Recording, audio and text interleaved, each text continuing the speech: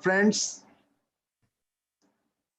as you know, we have this important series of 75 lectures to celebrate the India's 75th year of independence, and for which the government of India has given responsibility to many departments, and the responsibility which has been given to ICAR is also manifold, but one of the activities is to have the lectures of eminent persons every week. And till date, today is the 14th lecture, which we are going to organize by Dr. Rajeev Varshney. Today we have with us in the audience many eminent persons, many vice chancellors. We have Dr. P.L. Gautam. We have with us Dr. T.R. Sharma, Deputy Director General. Many directors are present, and other persons in thousands, they are connected to our other site where it is being live streamed, and that is your ICAR 75 lecture series.webconevents.com, which provides a connectivity to about 10,000 persons. Friends, today's session is going to be delivered by Professor Rajeev Varshney, and it will be chaired by none other than our Deputy Director General Crop Science, who is also an eminent scientist in the field of genomics. Dr. Rajeev Varshney is agricultural research scientist specializing in genomics and molecular breeding with more than 20 years of service in international agriculture. He is currently serving as Global Research Program Director, Genetic Gains, and Director Center of Excellence in Genomics and System Biology at the International Crop Research Institute for Semi-Arid Tropics, popularly we know as at ICRISAT, very prestigious international institute. He is an honorary or adjunct professor in more than 10 universities or institutes in Australia, China, Ghana, India, including Murdoch University, the University of Western Australia, the University of Queensland, Australia. He is a globally recognized leader for his work on genome sequencing, genomics-assisted breeding, and translational genomics in legume and cereal crops and capacity building in developing countries. For his outstanding and seminal contributions, Professor Varshney has been honored with several fellowships, awards, and honorary positions at international level. For instance, Professor Varshney is an elected fellow of all 4 science academies of India, very rare opportunity. INSA, NASI, IASC, NAS, several foreign science academies, including German National Science Academy, the World Academy of Science, American Association of Advancement of Science, Crop Science Society of America, and another prestigious American Society of Agronomy.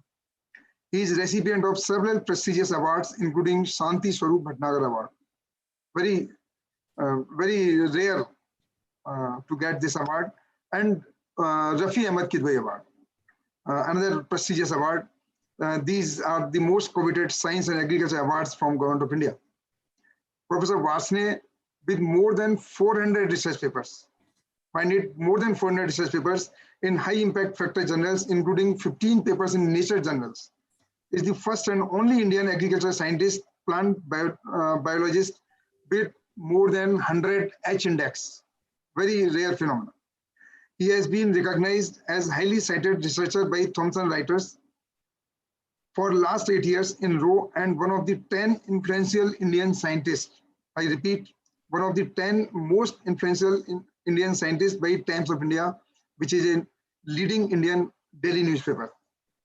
Now, the topic on which he is going to talk, I will leave it to the chairman of today's session, Professor T.R. Sharma, to just say a few words before and invite the speaker. And the topic is, as you know, the genomics and breeding innovations in agriculture, which is a very important topic. And he is the master for this topic, which is very important. Just you see if the kind of stresses which we have got, the kind of food production we have to make, kind of nutritional security we have to make, So this topic makes very important role. And as I told you, Dr. Sharma is also a leading scientist in this area. So I hand over the floor to Dr. T.R. Sharma to invite the speaker and to say a few words. Thank you, Dr. Sharma, and thank you, Dr. Varshney. Thank you. Namaskar. Thank you very much, Dr. Agrawal. Good afternoon to all.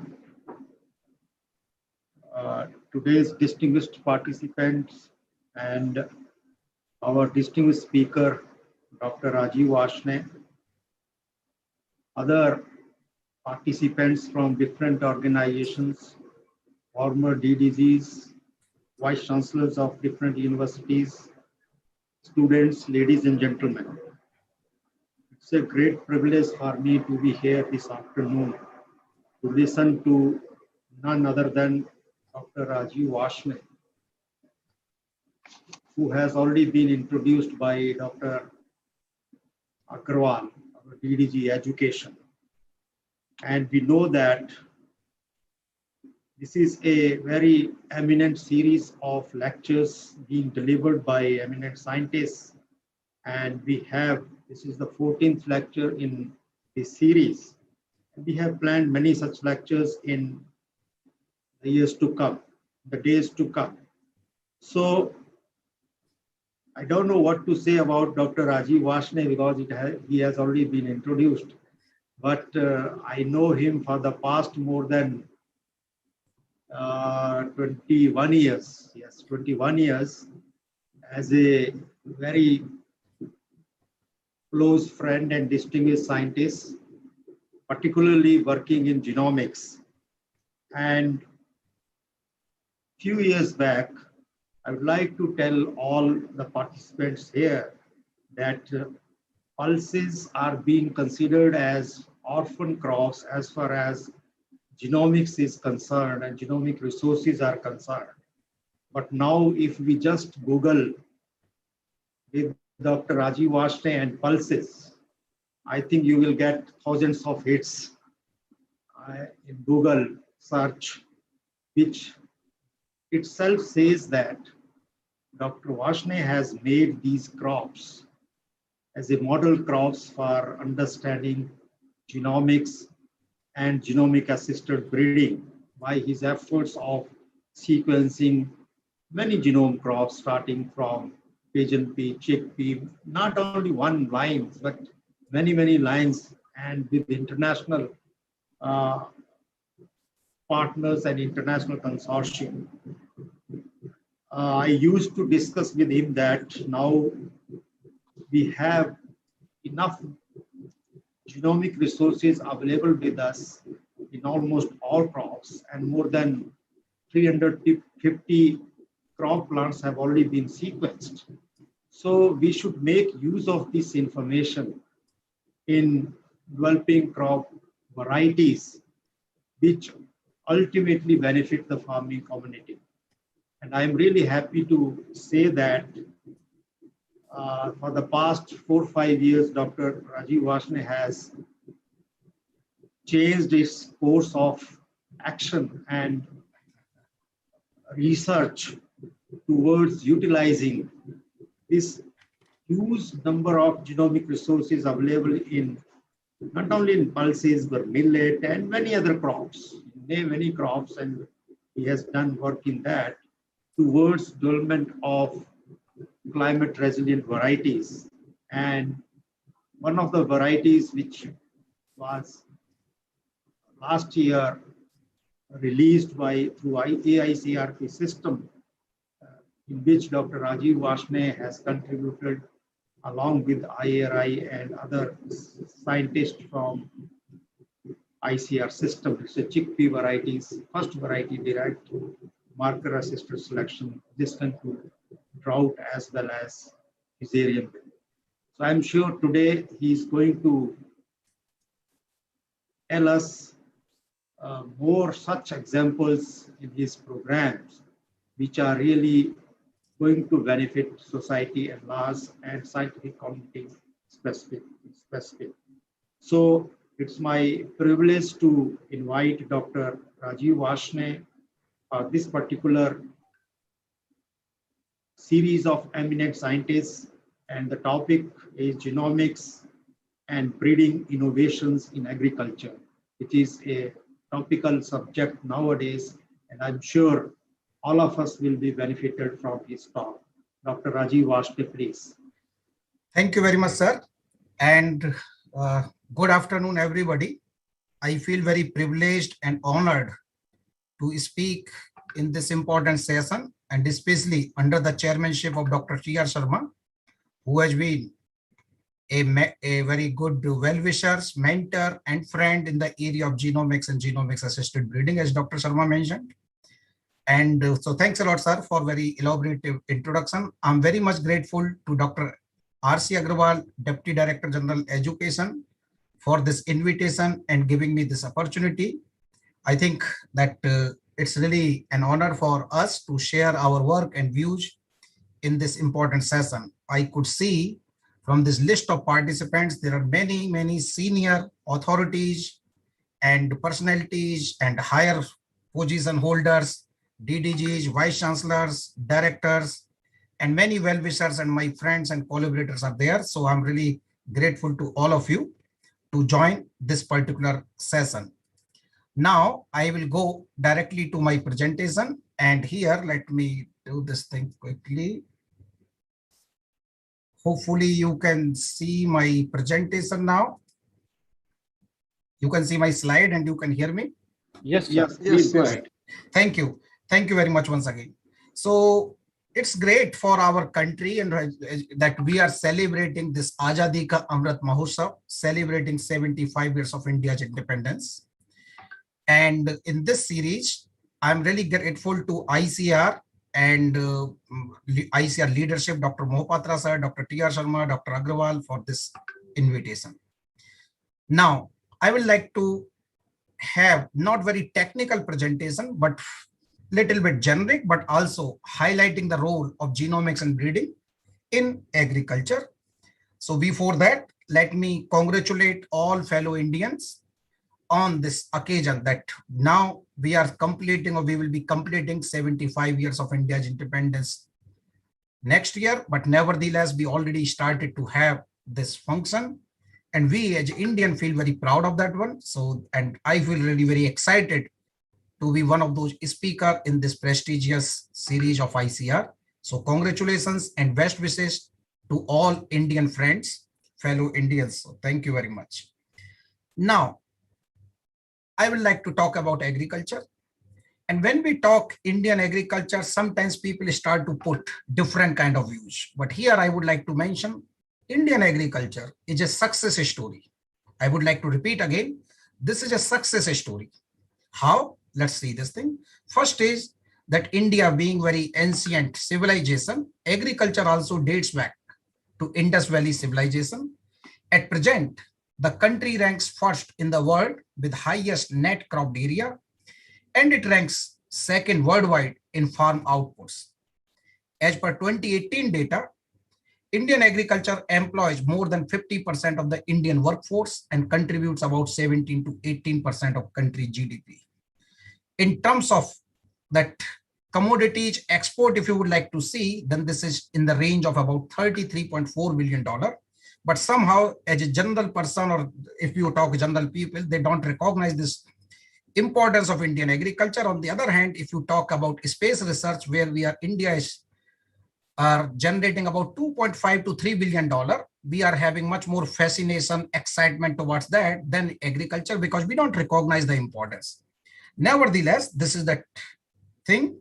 And now if you would like to see the contribution to GDP, you can see, and because we are celebrating 75 years of India's independence, so I will like to take you back and also back and forth.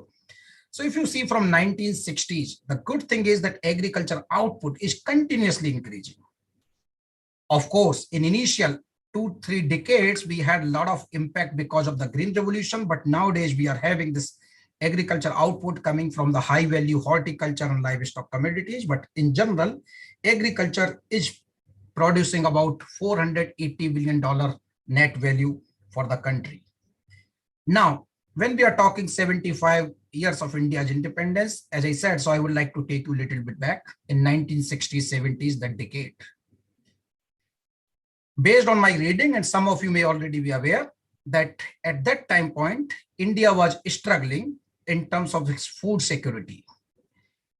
At that time point, Dr. Paul Ehrlich wrote, I think, an infamous book called Population Bomb in 1968. And this book is having lots of disappointing passages and not really good picture about India. Like, for instance, the battle to feed all of humanity is over. In the 1970s, hundreds of millions of people will starve to death in spite of any crash program embarked upon now. I have yet to meet anyone familiar with the situation who thinks that India will be self-sufficient. I don't see India could possibly feed 200 million more people by 1980. So those kind of articulation predictions were made in this book. Nevertheless, we all know that we had Green Revolution, thanks to Dr. Norman Borlaug, Dr. M.S. Swaminathan, their dedicated work, and of course, not only that the science, but also not only the technology like varieties, but agronomic inputs, policy interventions, and political support, etc., that India delivered this Green Revolution, and this Green Revolution not only in India, but South Asia as well. And in parallel or subsequently, we are also aware about the work of Professor Gurdev Khush, that because of his hard work, dedication, we also had these dwarfing rice varieties. So I think wheat and rice varieties, they were delivered to country.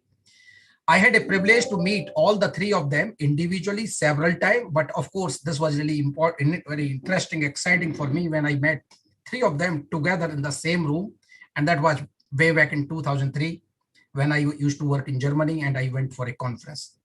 Anyway, so what I wanted to say, that we know about this Green Revolution in wheat and rice, and this happened mainly because of the transformational genetics and breeding, which is a topic of today's presentation. We know about wheat, about these RST genes, and the rice also SD genes, and of course, not only the technology, but other things were also important.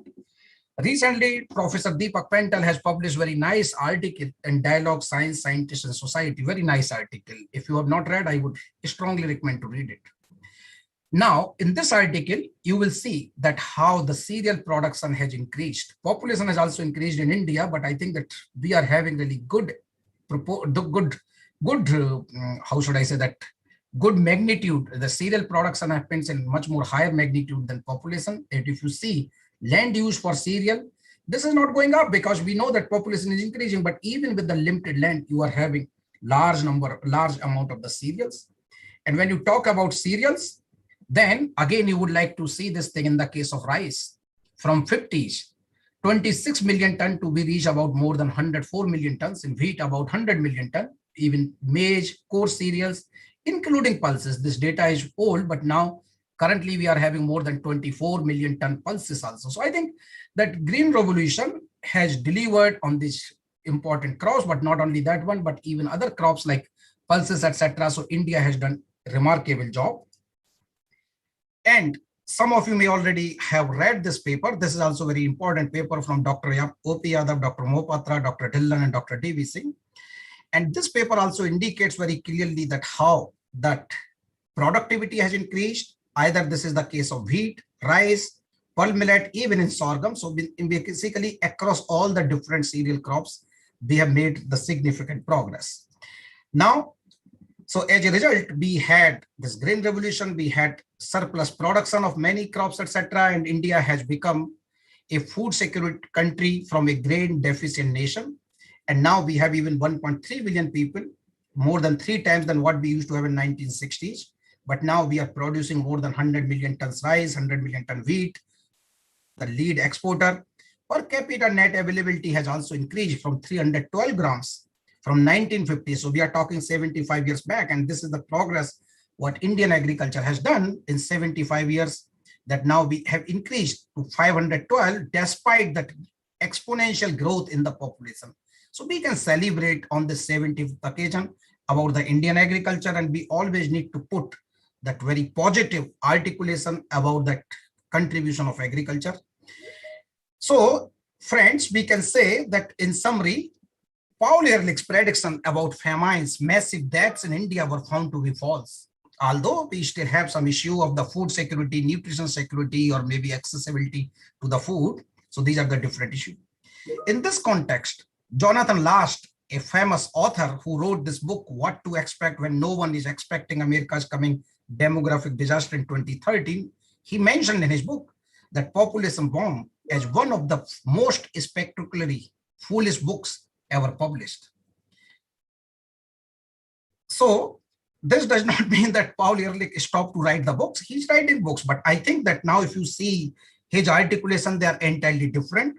And he's still writing the book. And recently he wrote a very nice book in 2020, Population, Agriculture and Biodiversity, together with Professor Perry Gustafson, Professor Peter Rabin, and this thing. And I happen to be one of those reviewers of this book. And this book is very sensible book. So I reviewed this book together with Professor Gurdev Kush, and I also recommended that, well, this book should be read in terms of that when we are talking about the food security. So anyway, to make long story short, India has done a great work, and last 75 years are fantastic spectral progress. Now where we are and where we would like to go. Now if you see the population of India, then this is already 1.39 billion. Today I saw this population clock, and this is 1.39 billion. And this population clock is ticking, and this was a screenshot from 941. Because of these things, India will become, unfortunately, the most populous nation in just next another 20, 30 years or so. Not a good news, but we need to feed all these people. And we know about the climate change, and climate change is happening around the world, even including India. And we are already seeing these frequent droughts, flood conditions, heat waves, etc. There are lots of prediction about the yield reduction, etc. There are already prediction in the case of rice and wheat that depending on the different prediction, you can have 2.5% to 10%, 18 to 23%, for instance, in the case of wheat, and rice little bit lesser. In some crops, even they say there will be some positive impact. But having said that, we need to develop the varieties which can deliver more even in this climate change conditions. Now, this is another slide which I would like to show. And if we are not aware that if you see the water usage in agriculture, this is incredibly very, very high. Even if you compare with China, United States, and many other countries, now this is started to go down because they are recognizing the importance of the water. In our country, this is still continually going higher. On the other hand, we know that 50% of the India will be facing high to extremely high water stress in coming years. So the question is, when you are having that much usage of agriculture, you are also aware that that much water shortage we will have. Just think that what we would like to do and what kind of agriculture we would like to see. And other thing, there are many good things about green revolution. We also are seeing lots of critics as well. So now if you see the fertilizer usage, of course, in China, this was much more higher. They started to go down, but in India also this is continuing. Pesticides is continuing high. So we need to think about the environmental sustainability also when we are talking about the agriculture. So I think these are very important. Now, as per Niti Aayog for the 2032 or 33, we need about 337 million ton food grains. We are producing right now about 305 million tons. So we need to have about 32 million ton. If you see the cereal, then you are having 279. We need to go 301.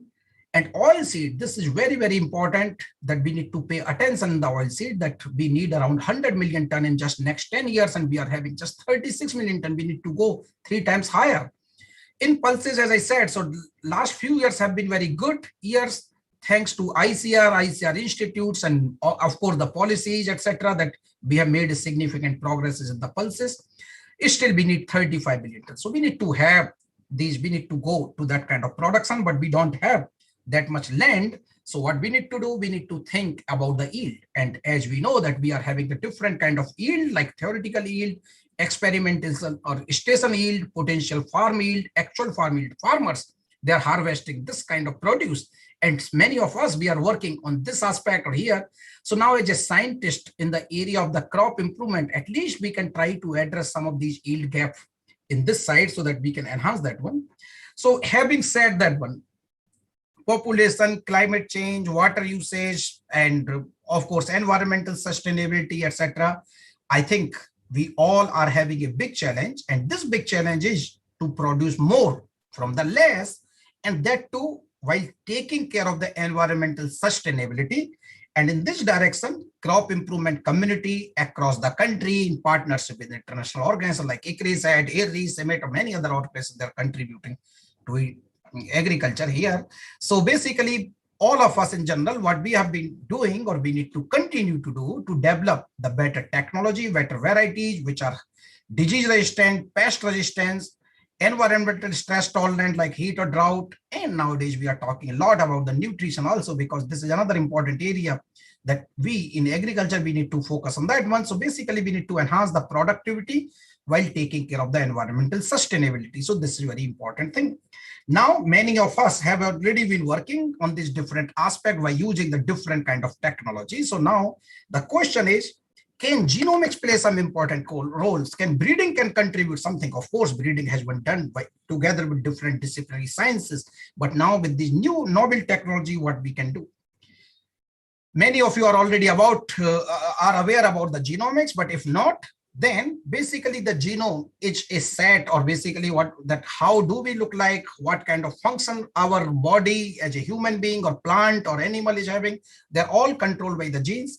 And if we would like to understand the genomic composition, then we need to assemble all those genes, and this is called genome, basically the repertoire of the entire set of the genes of that cell or that organism.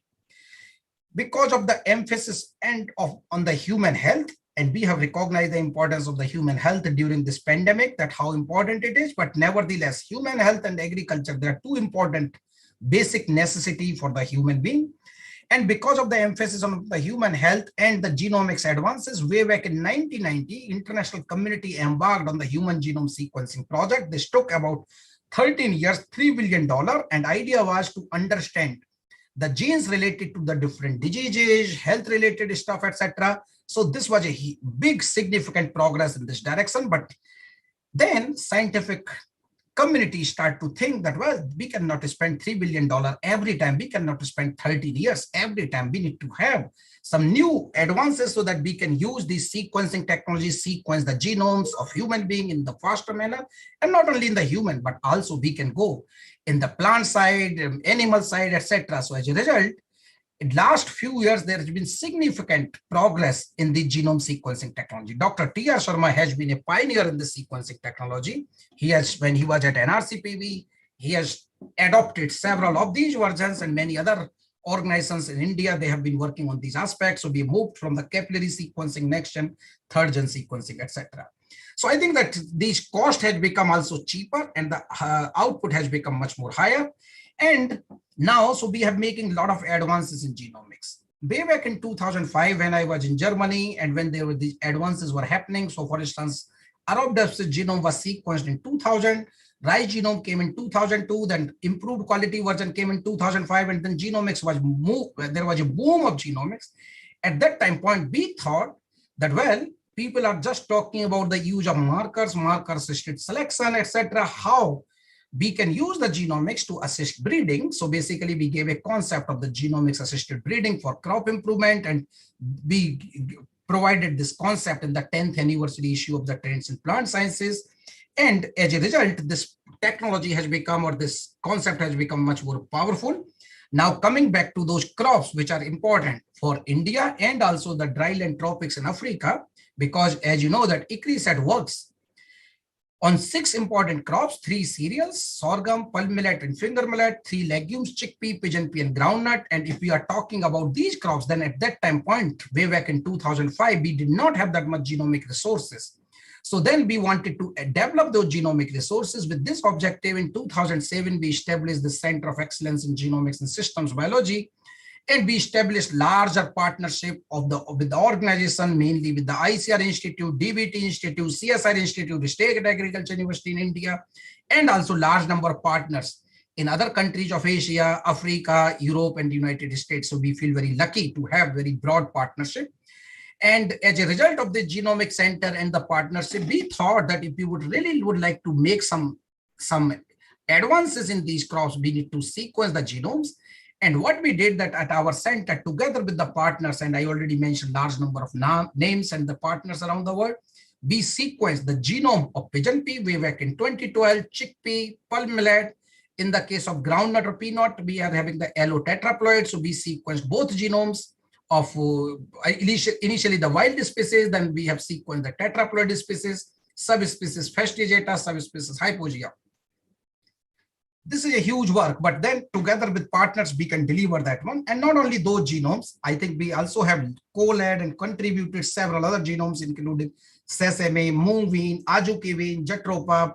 Recently, just now we have completed pea and soybean, etc. So, and we feel very happy that ICAR through our genomics center, we have sequenced more than 10 different crop genomes, and I think which is really good. And thanks to our collaborators and my colleagues from ICAR and partners. So I think that we have done this huge work. And so basically that we can understand these genomes. And not only ICAR, many other institutes in India, including IRI, University of Delhi South Campus, National Institute of Plant Genome Research, PAU Ludhiana, and many other institutes in India, they are heavily involved in the genome sequencing. And in this recent paper, when I was reading, I realized that India has contributed to several key genomes, including rice, tomato, chickpea, pulse millet, wheat, and I know several colleagues, they are already sitting in this, they are joining, they already have joined the session. And so thanks to them for all their hard work.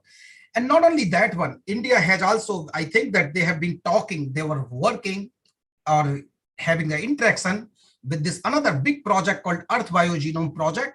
And under this EarthBio Genome Project, which is a consortium of several countries, several organizations, and they would like to create a new foundation for the biology to drive solution for preserving biodiversity and sustaining human society. And I think that, I don't know that which stage they are, but I think that joining this EarthBio Genome Project will also be very important. I know that DBT and other organizations were involved.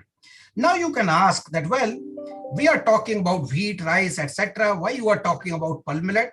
Many people ask, but probably in India, people will not ask because pulse millet is also a very important crop. But I would like to mention one quick story here, that many crops like wheat, rice or so, and I was talking about this climate change. And if you are having the temperature more than 35 degrees Celsius in many crops, you don't have even this pollen formation or seed setting, etc. But in the case of pulse millet, even at the 42 degrees Celsius, you can have the seed setting. So when we sequence the genome of pulse millet, we ask this question that what kind of genes are making pulse millet so much drought and heat tolerant? And then we identified several set of the genes which are associated with, for instance, Bexy biosynthesis pathway, etc. So what I'm trying to say, that by having this information, you can not just enhance the yield of pulse millet, but also you can try to use these genes through the different method, either genome editing, etc. And you can also improve the yield of wheat, rice, maize, etc. And not only this one, I will give another example of pigeon pea, which is called orphan crops, especially in North America or so, where soybean is very, very important crop. But in soybean, there is an issue of the Asian soybean rust, and majority, you don't have the natural variation for Asian rust in soybean. And long back, when we were just sequencing the pigeon pea genome, Jonathan Jones from the Sainsbury laboratory, he and we have interacted, we provided our genome sequence to him. And through his work, they identify one pigeon pea gene which confers full resistance to Asian rust. And you can see that pigeon pea genome is not just useful for pigeon pea, this is also useful for even the leading crops like soybean. So this is the way that you have that thing.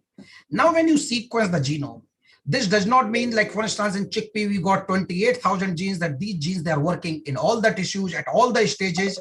So now in those cases, what we would like to see, that basically we would like to develop, or like as a child, as a children, we were reading about the expression atlas, which we know that which country or which city is present in which country, etc. In the similar fashion, we have developed the gene expression atlas for chickpea, pigeon pea, and groundnut by sequencing, doing the basically RNA sequencing of more than 30 tissues from each of these legume crop. We have developed the gene expression atlas, and we are using the gene expression atlas in chickpea for lots of functional genomics study, breeding application, same thing in the pigeon pea or groundnut. So basically you need to understand the gene expression dynamics also in the crop. So this is that other area that where we are working. Lastly, as Dr. T.R. Sharma mentioned, that well, whether sequencing one genome is enough, probably not. Why?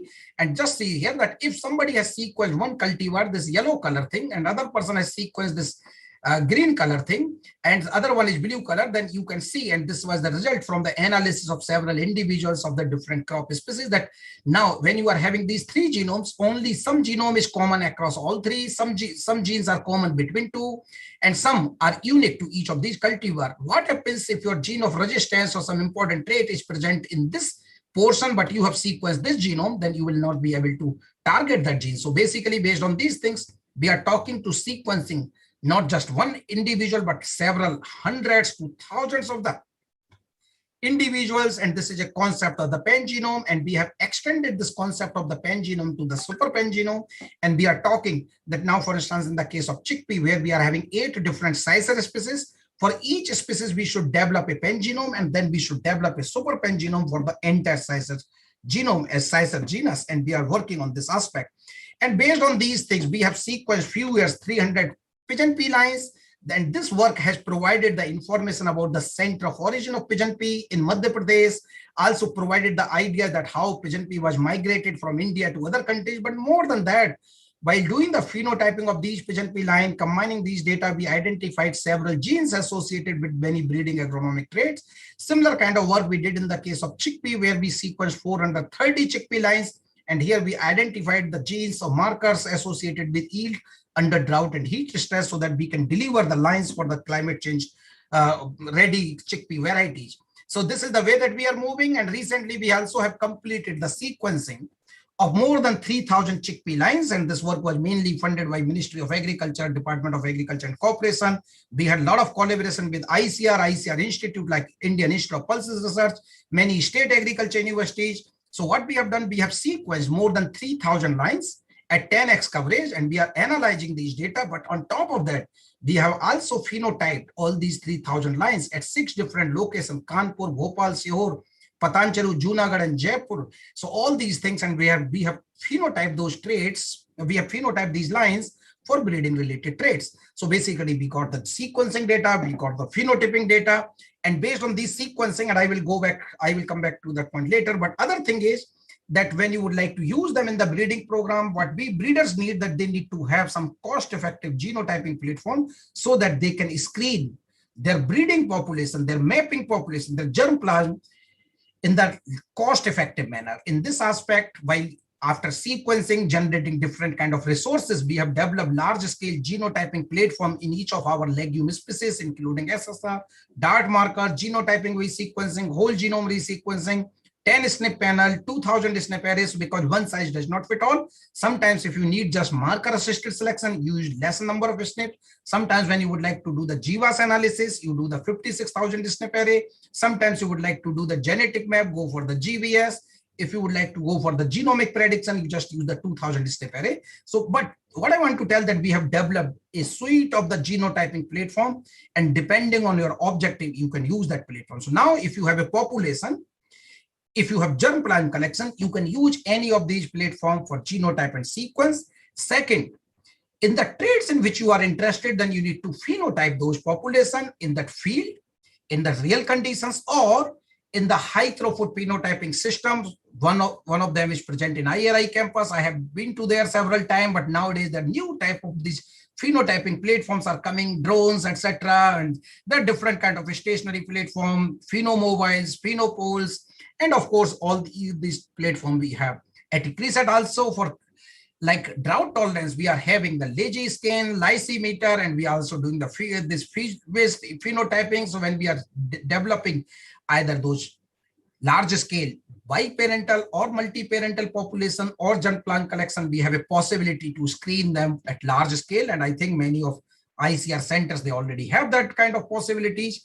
So basically, from these sequencing data or genotyping data, when you got those sequencing genotyping data, you got the phenotyping data, then by using these approach, either linkage mapping or association mapping, you try to identify either nucleotide or genomic segment associated with the different trait. And so in the case of chickpea, pigeon pea, and groundnut, in which I am having more interest for last 10, 15 years or so. So what we have been doing, that we were sequencing, genotyping, large number of population, large number of phenotypic traits. And during this thing, we also have developed, optimized new trait mapping approaches as well. And while putting all these things together, we are very much excited to share that we have been successful to map 20 to 50 traits in each of these crops, like in the case of chickpea, drought, heat, salinity, etc. So these things will take a lot of time when you generate this first kind of mapping, but after that, they become very, very useful for different crops. And as we were talking earlier, Dr. Agarwal was mentioning about Dr. Sharma, his seminal work on mapping of the blast resistance, cloning of those genes. And as we know that now you got large number of those blast resistant lines in different genetic backgrounds, etc. So I think that this is the beauty, that once you got the trait, you can translate this thing in larger number of lines in very accelerated manner. And that's what now ICRISAT and our partners, including many ICAR institutes, SAUs, we are working together in these different crops. So in the groundnut, we got leaf rust, late leaf spot, iron deficiency, oil and protein content, similarly in the case of pigeon pea. So I think we got a lot of these genes and marker associated with the trait. Now the next step is that how to take these genes to the field conditions, because we would like to see this. Just publication is not helping us, right? So once publications are good, because through these publications, you are sharing this massive amount of genomic information with the entire world, and then anyone in the world can use that information. But most important thing is that we also need to demonstrate, we also need to use the genomic information in breeding program. And we are working very closely with Ministry of Agriculture. For instance, right now, even the Secretary, Honorable Agrawal Saab, or earlier Secretary Patnaik Saab, and many other colleagues there, and our Director General of ICAR, Dr. Mohapatra, Dr. T.R. Sharma. So while working with them, and while working with many directors of those different institutes or vice chancellors of universities, we are trying to put several proposals together that how we can translate this information from genomes to the field. And I will give some of these examples in coming slides. So now, for use this genomic information in the breeding, as I said earlier, in 2005, we gave a concept of the genomics assisted breeding and several approaches which are the part of the genomics assisted breeding, including marker assisted selection, marker assisted backcrossing, marker assisted rectal selection, ABQTL, many other approaches. They were part of that one.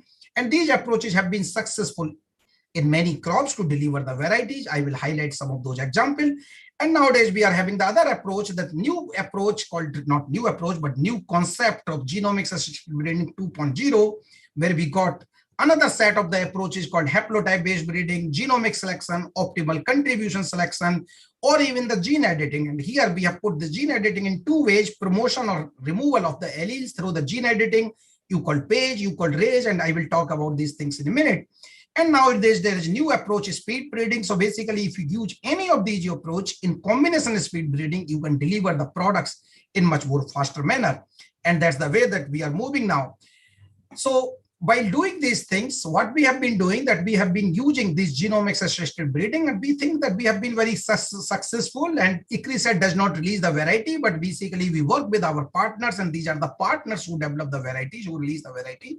Here in the case of chickpea, way back in 2019, we developed that molecular breeding variety for the drought tolerance. Generally, we say that, well, higher root land density, higher root biomass is conferring the drought tolerance, and through the molecular breeding or genomics assisted breeding, we develop several lines which are having higher root biomass, root land density, and then following those countries' rules and regulation. They're here, like for instance, in India, we have these IBT, ABT. Similarly, in Africa, you have NPT and many other kind of process. So through these things, one of those lines was released as a variety called Gele2, which was named after that one of the pulse geneticist from Ethiopia.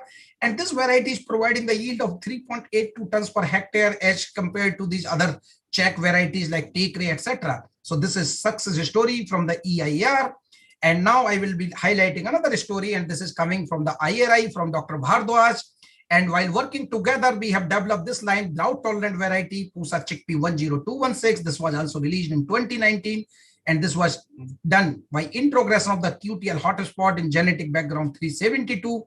And this is having 16% higher yield over recurrent parent Pusa 372. And this is also high protein content, etc. Another example is coming from the University of Agriculture Sciences, Raichur, and he's Dr. Mannur, who was a chickpea breeder. Several years back in 1980s, early 1980s, he developed this variety called Annegri 1, became susceptible for futurum wilt. But now through this marker assisted backcrossing, we have developed this improved version. He called it Super Annegri 1, and this was also released in India from the CBRC in 2019, and also we are improved several other lines, like for instance in Madhya Pradesh JG74, etc.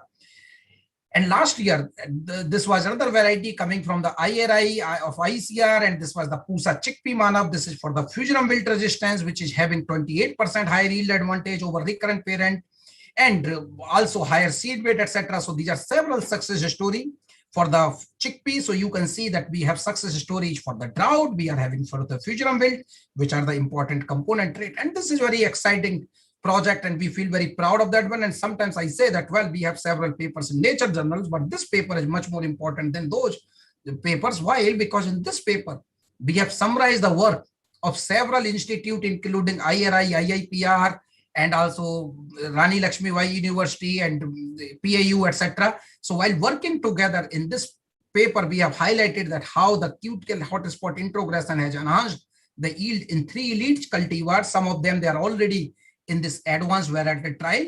And so now you can see that in AVT2, we are having right now 3 drought tolerance, 1 fusion wilt resistant variety, AVT1, we got 5 drought tolerance. So I think in coming years, we will be having many more products.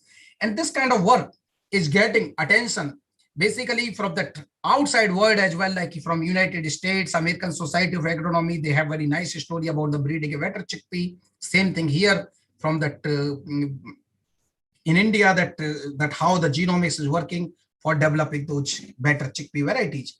Same thing in the case of groundnut. Here I would like to highlight an example in collaboration with Director of Groundnut Research.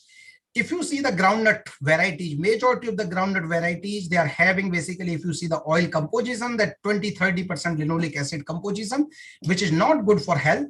And we are having the oleic acid, but majority of these varieties, they are having limited oleic acid. But now through the genomics assisted breeding, we have developed several lines which are having more than 80% oleic acid. And India also released Girnar 4 and Girnar 5 varieties as the first set of the high oleic groundnut varieties. And these varieties, Girnar 4 and Girnar 5, they were included in the set of the 17 biofortified crop varieties, which our Prime Minister, Mr. Modi, he dedicated last year on the World Food Day on the 75th anniversary of FAO. So these kind of success stories are happening. Similar kind of thing we are having now for the foliar disease resistance. And these lines, they are in the AVT2. And now, like Director of Groundnut Research is coming up with the next set of the varieties for the high oleic.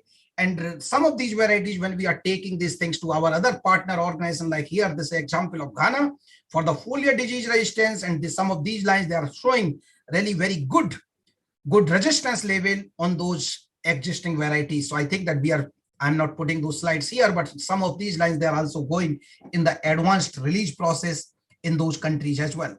And now in India also, University of Agriculture Science, Dharwad, Dr. Ramesh Bhatt has also released 2 varieties for these foliar diseases called DBG3, although they were the state release, DBG3 and DBG4. So I think now in these crops, in chickpea, groundnut, and pigeon pea, also many things are in advanced stage. So we started to have these products from the genomics, and now you can see these kind of slide that where we are having these foliar disease. Now we are merging foliar disease and high oleic, and you can see very clear-cut picture of these foliar disease susceptible and foliar disease resistant line. So these things are happening now.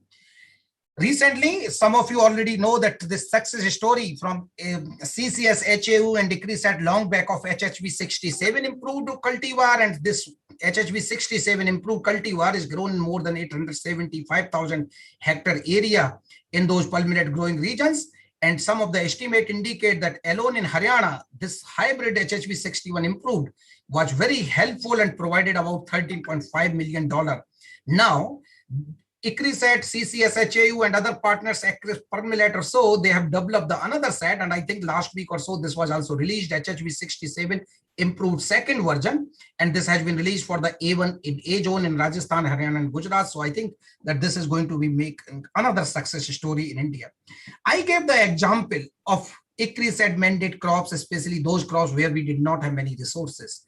In fact, several colleagues from ICAR system like Dr. A.K. Singh from IRI, Dr. R.M. Sundaram from Indian Institute of Rice Research, Dr. Kuldeep Singh from PAU, now he's in NBPGR, and Dr. N.K. Singh. There are many colleagues, and of course, Dr. T. Mohapatra when he was in IRI and when he went in Odisha or so, Dr. T. R. Sharma.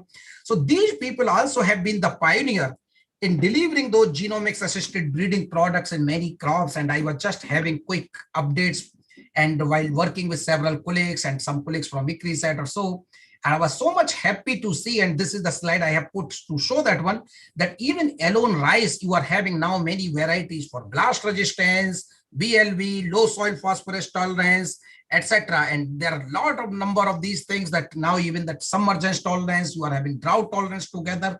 And all these things, they are really tells the success story that how we can take the genomics and breeding interventions in these development of those varieties. So this is that several examples of rice, and not only rice, there are many other stories in the wheat. I was talking to Dr. GP Singh, Dr. Ratan Tiwari, and many other colleagues that even in the case of wheat now, they are having these varieties for rust resistance. They are having for that basically biofortified wheat varieties. And also in the case of maize, for instance, and this is classical example from Dr. H.S. Gupta, Vivek QPM9, and then many hybrids, they were developed from IRI, Dr. Firoz Hussain, and many other partners. Now even Indian Institute of Maize Research has come from this low-phytate maize. So there are many success stories of translating the genomics in the breeding program. Sometimes we don't recognize, but then I want to tell that yes, genomics work, breeding work.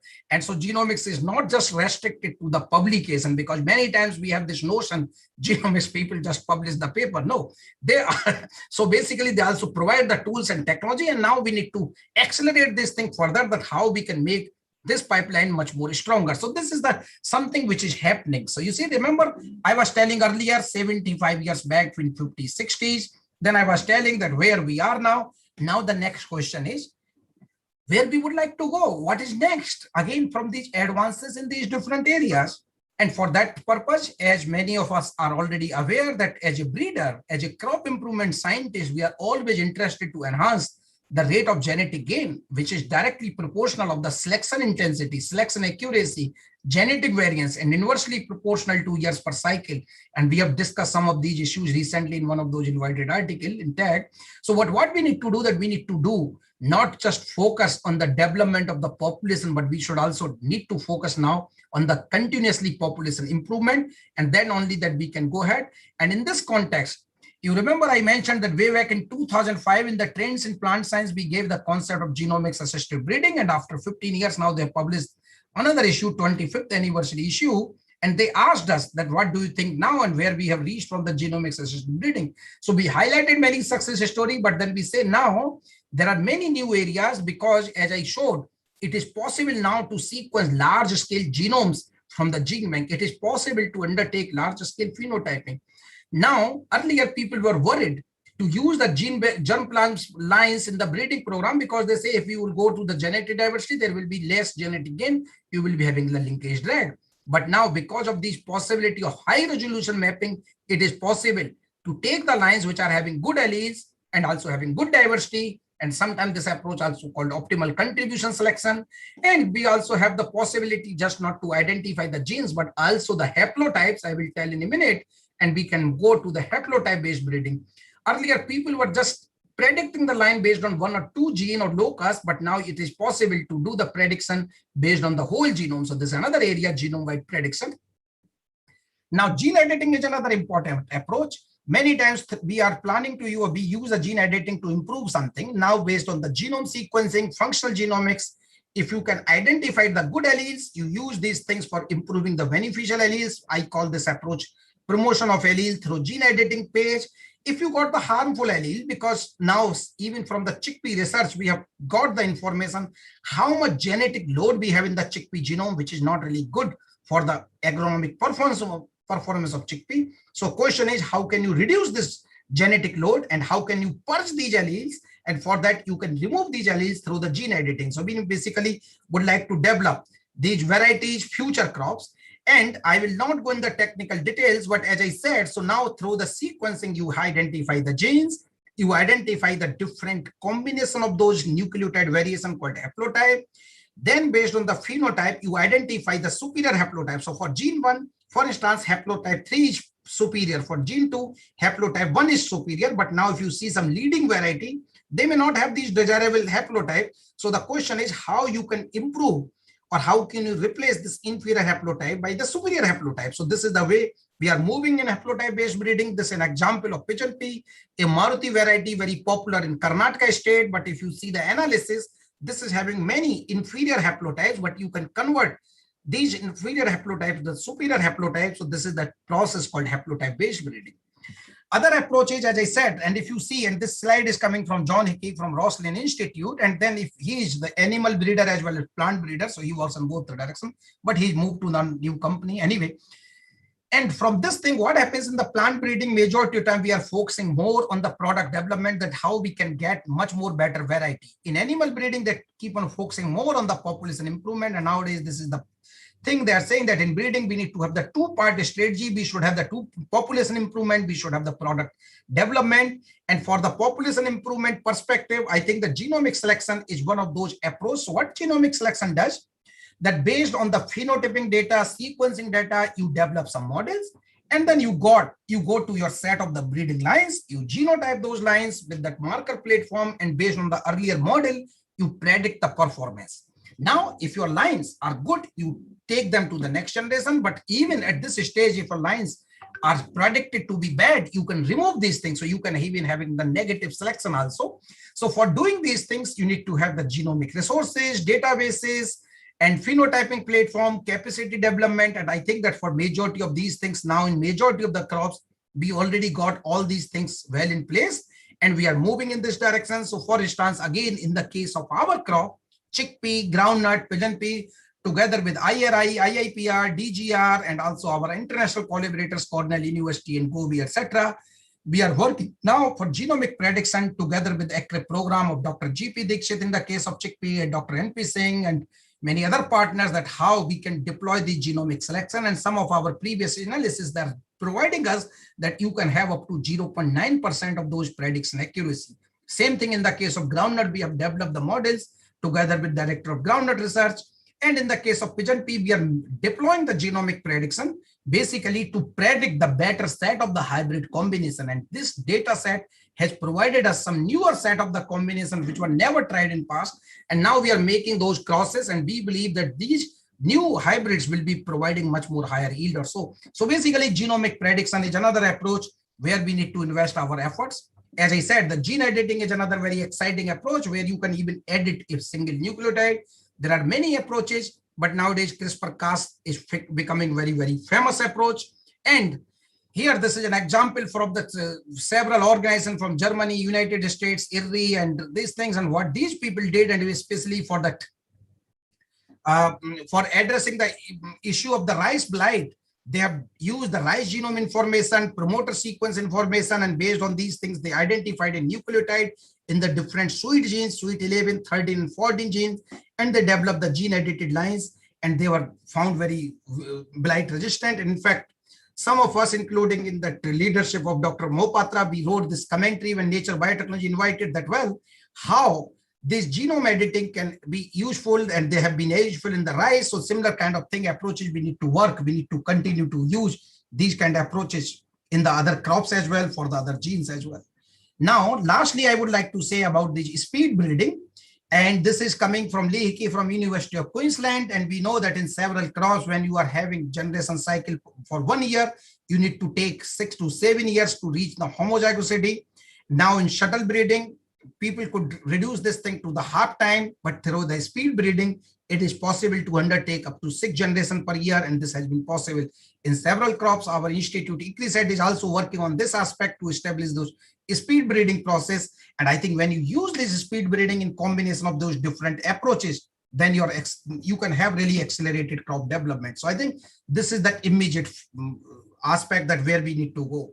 Now, future means 10 years down to the road or so, where we would like to go, how we can include these kind of much more powerful approaches. And even some of these approaches, they may be failed, some of may be successful, some new approaches may come after 5 years. So we don't know, but then because it's very difficult to predict the future. But nowadays, this is one very powerful approach, which is called single cell transcriptomics. So here you do the transcriptome analysis in the single cell. So first, isolation of single cell is also very challenging. And after that, analysis of these things is really very, very powerful technology. And now in many human, animal studies, these reports are there. Plant species, some reports came in that Arabidopsis, people are moving ahead. In fact, together with some Chinese collaborators in the case of groundnut also, we have demonstrated the single cell RNA-seq, and especially in that leaf billet. So we have isolated the single cell from there, and then we have tried to understand the mechanism, the transcription factor which are responsible for the leaf billet.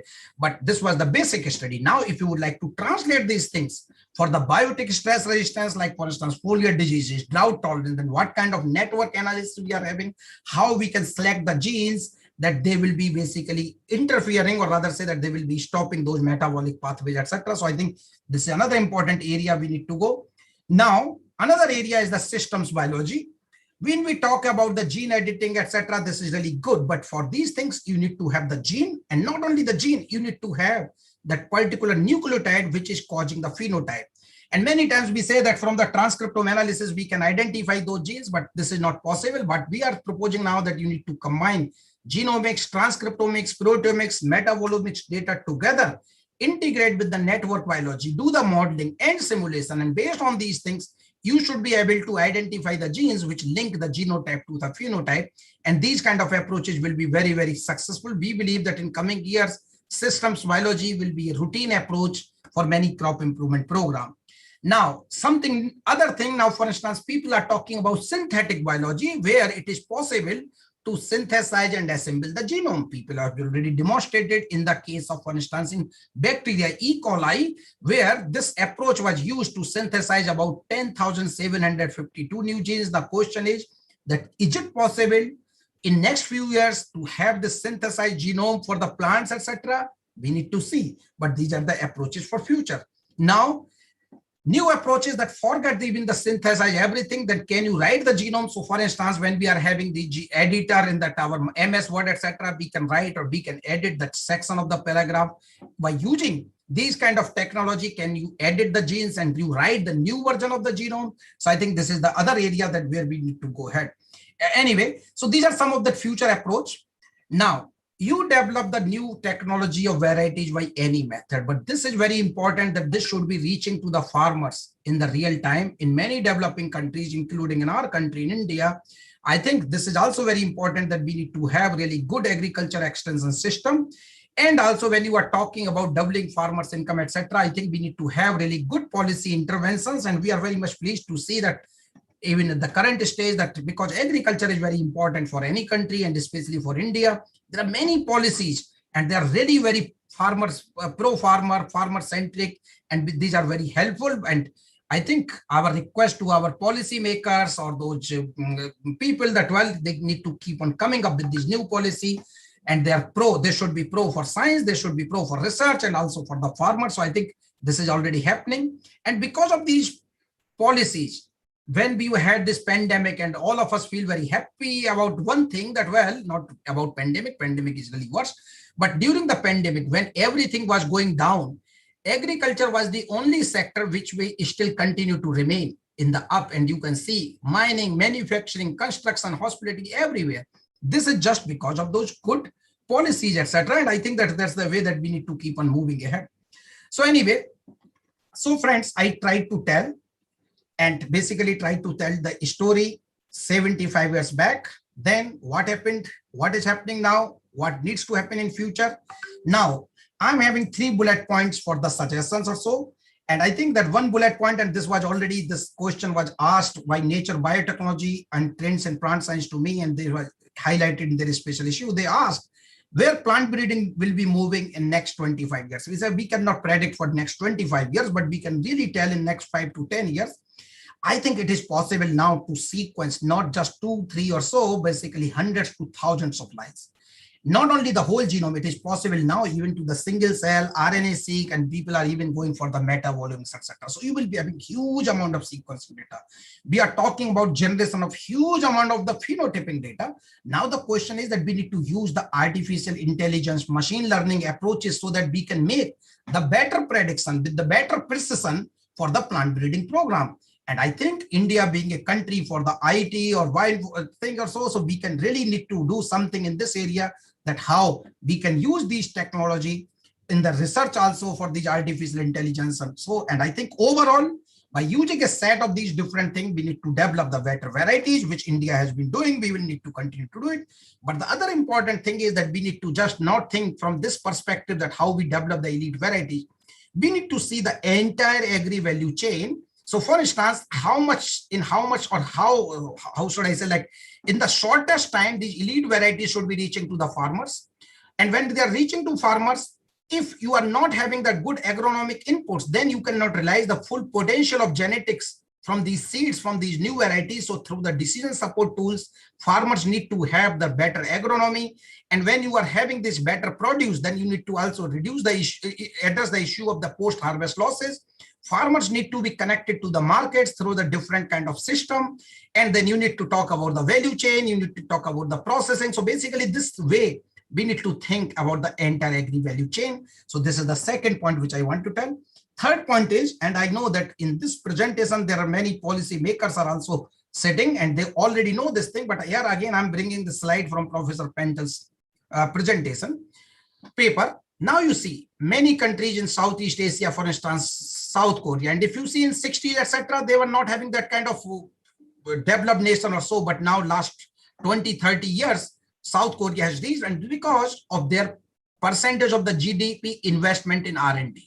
Now see Germany, USA, China, etc. Now India, unfortunately, here the investment is much more lower even than the low and middle income countries. Can we sustain agriculture by having that kind of investment? So in this case, I think this is a call for all of us that we need to think. We have done a great job during last 75 years. We are doing great, but we need to go ahead also from these countries. And I think this is really important that we need to enhance this investment in the research. And I'm not talking agriculture. Agriculture may be much more lower. So basically we need to enhance this thing, at least bring it to 1%, more than 1.5%, etc. You see these countries where they are going.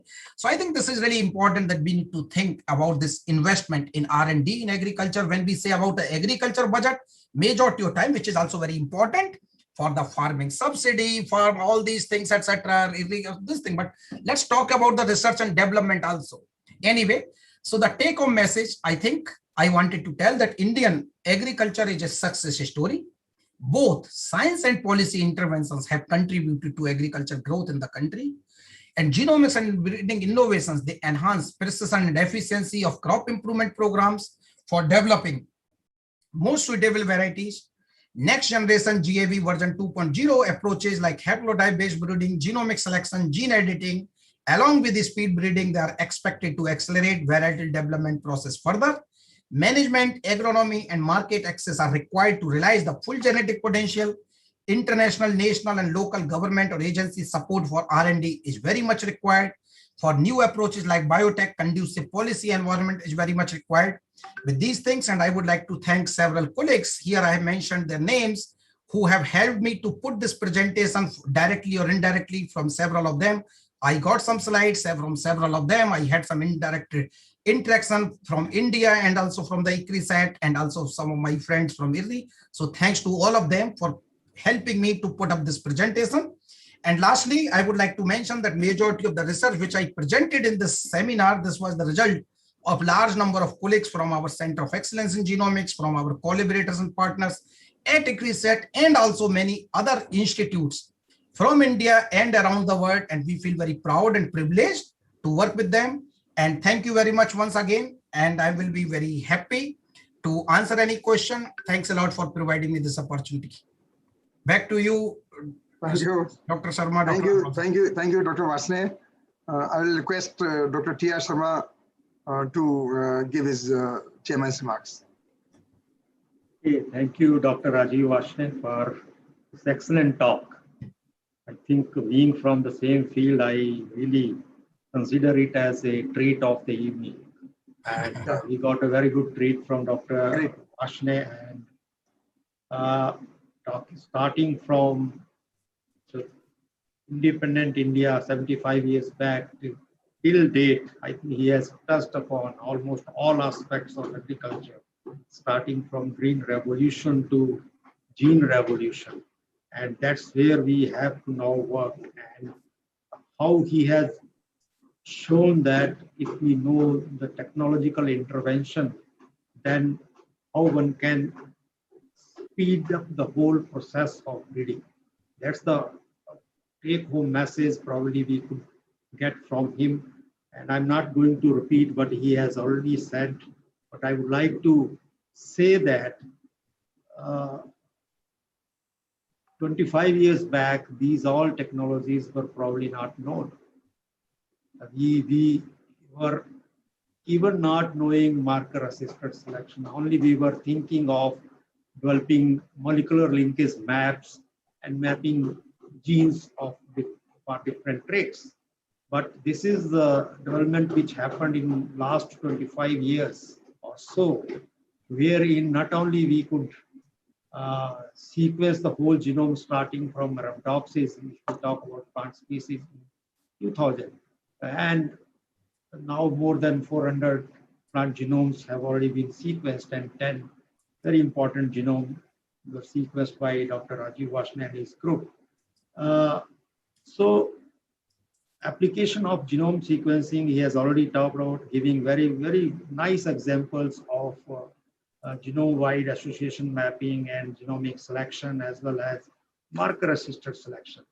So in spite of the fact that we deal with 85 crops in India, in ICAR, I would say, ICAR means in India, for different programs, but only this marker-assisted breeding is applicable in 7 to 8 crops.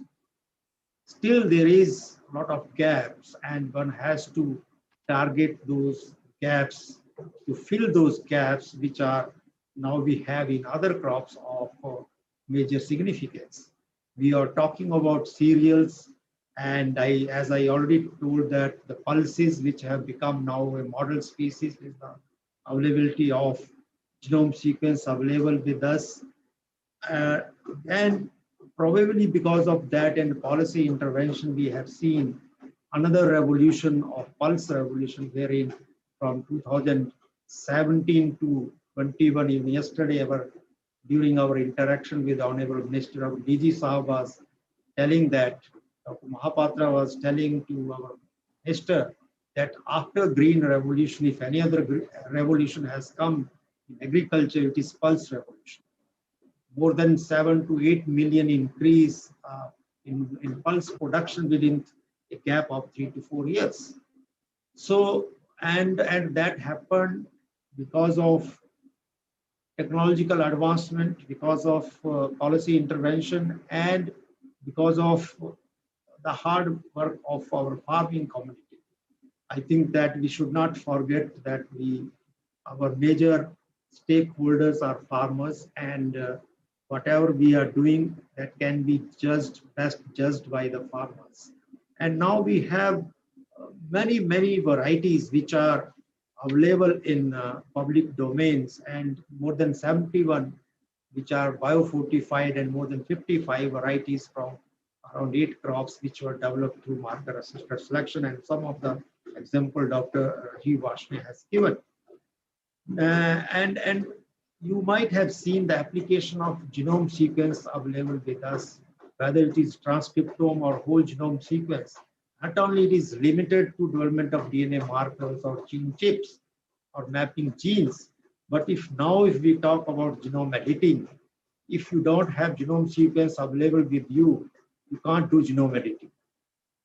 For genome editing, there are 3 basic prerequisites which I always tell. Number 1 is genome sequence of that particular target crop. Number 2, the gene to be edited, this information to be known. Number 3, transformation protocol. So that we know that most of these genes are present in gene families. Multiple genes are controlling the same trait. So unless you target a particular gene family and a conserved region for its editing, your approach cannot be successful. And not only that, now even in transgenic development, when we are talking about biosafety issues related to transgenics, and it is now becoming mandatory that we should get to identify the gene integration sites by transgenic gene integration sites by sequencing of whole genome. That is now one of the requirement is becoming very important requirement in GAC as well as in other regulatory bodies. So I'm sure that this whole approach will definitely get more momentum, although when we were involved in 2000 to 2012 in sequencing rice and tomato genome, I think that was different types of approaches which we were using to sequence those genomes. And now you have seen that one can sequence single genome in a matter of 1 week's time, not even 1 week, even 1 day. So that's where technological intervention is very important. It could happen because of advancement in sequencing technology, advancement in statistical algorithm which are used for genome assembly. And many of those who are sitting here who doesn't have much background in genome sequencing, I would like to tell them that if the genome has, say, rice has 470 million base pairs, that doesn't mean that you can start sequencing from one corner to another corner of whole genome. We always sequence it into a small pieces, and then one has to join those small sequence pieces into a contiguous stretch, and then you get complete pseudo molecules or chromosomes. So that's where you need a lot of advancement in computational methods which are used for genome assembly and identification of genes. It's really altogether a different types of work when you are dealing with the genome of an organism or genomes of different cultivars of same species. It's really a very different type of approach when we talk about pan-genome or super pan-genome, which Dr. Rajeev Varshney has touched about and given those concepts. So in conclusions, I would like to say that unless we are aware of these technologies for which human resource development is very important, we cannot use such approaches in our breeding programs. So human resource development is very important, and I always say that breeding should not be only technology driven, it should be trait driven. We should know which trait has to be identified, to be targeted for using all these approaches, and which is important nationally and internationally. And I would like to tell here, Dr. Rajeev and all my colleagues sitting here, even when our DG interacted with Honorable Prime Minister, okay, Dr. Mahapatra's interaction with Mr. Modi, Mr. Modi told very clearly that now we need short duration, multiple stress tolerant, nutritionally rich, and varieties which are suitable for mechanical harvesting. So now you can see the product profile. If we consider variety as a product, what profile even our Honorable Prime Minister wants from us to be developed. So we should understand that now all these techniques are very familiar to even a common man because of Corona. You know, real-time PCR and RT-PCR and PCR has become now a common name. Not only that, sequencing. Daily on television, you listen these different types of discussions on sequencing of Corona strains, and then identifying different types of strains, Delta strains or Delta 1 strains. So all these approaches which were alien 25 years back have now become, I would say, talk of the town, and everybody knows about these approaches. And I'm sure that the talk which was delivered by Dr. Varshney has really set a different standard in a typical scientific and semi-scientific presentations. And I will really thank Dr. Agarwal that he has chosen such a beautiful speaker and a talk for this particular 75th years of celebration of India's independence, which we are celebrating through different programs. And this is one of the flagship programs of ICAR, wherein we are organizing all these talks. And Dr. R.C. Agarwal, DDG Education, my colleague, is responsible for this whole series of lectures, which you will be listening so many speakers in future too. So with these words, I would like to thank Dr. Rajeev for this very energetic and informative talk, and also all the participants. Particularly, I could see Dr. P.L. Gautam here in the audiences and his interest. And I'm really happy to see you, sir. Namaskar, and thank you very much for joining this lecture today afternoon. And many vice chancellors of different universities and director of different institutes of ICAR, they could make it to listen to Dr. Rajeev Varshney, although he is a well-known figure in agriculture community and plant community. So thank you very much. And thank you very much, Dr. Agarwal, for giving me opportunity Thank you, sir. to hear this particular session. Namaskar. Thank you once again, sir. Thanks to Dr. Varshney for sparing time. I know this was a long due lecture, but because of this second wave of corona, we could not materialize this. Then there were several other reasons, but I wanted your talk to be in some free time when we can have more audience. We can have really today, the kind of audience you see, they are all working in this genomics field. So for them, it is a very useful information. And I can just say in this series, we have very eminent persons like you. We have in the past, the 13 lectures by none other than C.C. Ravi Shankar on how to reduce the stress. We have the lectures by our Honorable MOS, Sri Sarangi, Prakash Sarangi, and many others to come. The next lecture we have by Kakoli Ghosh. She is working in the FAO, Food and Agriculture Organization, and she'll talk on the Sustainable Development Goals. She is the one who is working in the FAO about all these things. And like that, we have many more lectures to come. But for today, today's lecture, we have been greatly benefited, Dr. Varshney, and I thank Dr. T.R. Sharma for chairing this session. I thank all the participants, Honorable Vice Chancellors, Dr. Gautam Sahab, all the directors, all the persons, scientists sitting and listening very carefully this lecture from the ICAR institutes. And I see even ICAR institute directors, Dr. Kuldeep Singh and many others. And so that has been a great talk, Dr. Varshney. Thank you very much for putting all efforts. I know it's very difficult to make such a beautiful slides, which you could make.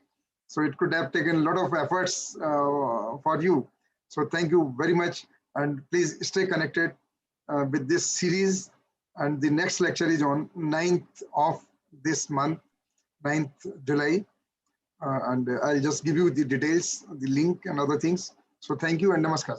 Thank you very much, sir, to you. Thank you very much, Dr. T.R. Sharma, sir, and thanks all honorable Vice Chancellor, directors. So I'm really grateful to you for all this opportunity, and thanks very much.